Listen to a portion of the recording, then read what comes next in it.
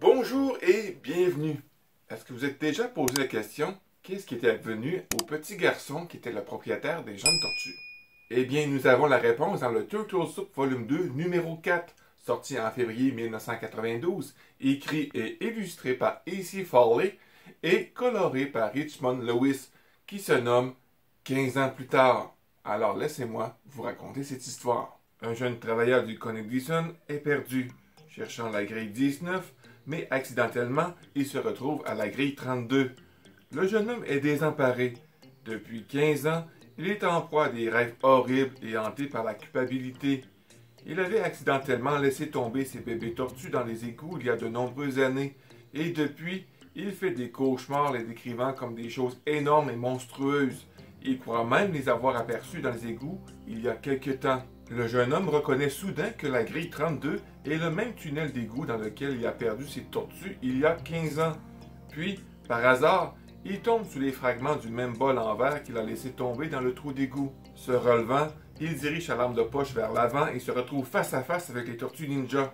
Ralph envoie immédiatement un shuriken dans sa lampe de poche, la faisant tomber au sol, et soulève le jeune homme par son colt. Ralph et le jeune homme se regardent dans les yeux et un bref instant de reconnaissance s'établit entre eux. Ralph lui demande « Est-ce que je te connais ?» Donatello rappelle ensuite à Ralph, lui disant « Garde ça pour les foot, laisse-le partir. » Les tortues disparaissent dans l'obscurité. Alors que le jeune homme se remet du choc, la voix de son patron crie son nom, Chet, sur son walkie-talkie. Son patron lui demande s'il est perdu, mais Chet souriant répond « Après 15 ans, je suis enfin au bon endroit. » C'est un récit incroyablement court, ne comptant que 3 pages, mais ces 3 pages ont beaucoup de poids et de signification. Vous pensez peut-être qu'il est idiot que quelqu'un se sente coupable de la mort de son animal de compagnie pendant 15 ans, mais en tant que propriétaire d'un animal de compagnie, je pense que c'est tout à fait raisonnable. Le fait qu'il soit si émotionnellement attaché au bébé tortue pourrait rendre les choses un peu exagérées, mais chaque personne réagit différemment face au deuil. Mais 3 pages ne laissent pas beaucoup de place pour explorer l'idée d'un lien psychique entre Chet et les tortues, car il prétend avoir fait des cauchemars dans lesquels ces animaux morts étaient des monstres à taille humaine. En tant qu'ouvrier dans un tunnel d'égout, il mentionne qu'il pense les avoir vus dans l'obscurité. Alors peut-être que ces brefs aperçus des tortues ont filtré son subconscient et affecté ses rêves. C'est une idée. Qu'en pensez-vous? Se déroulant 15 ans après leur chute dans les égouts, cette histoire se situerait à peu près au même temps que le premier numéro de TMNT volume 1.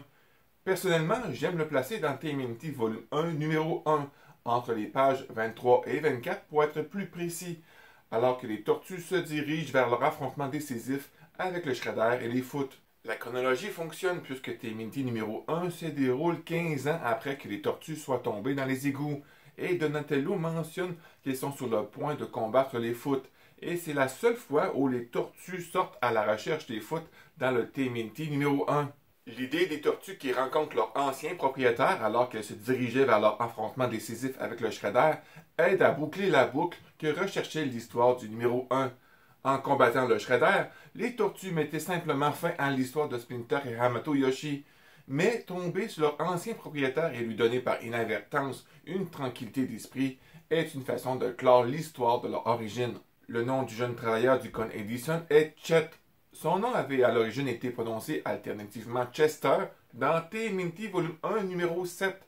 Le nom Chet était un clin d'œil dans plusieurs histoires par l'équipe de Mirage parce qu'ils aimaient juste ce nom. Si vous vous posez la question qu'est-ce que le Con Edison, bien c'est une entreprise qui fournit de l'énergie, que ce soit en électricité ou le gaz naturel, basée à New York. Ce que j'aime de cette histoire est le travail d'A.C. Farley.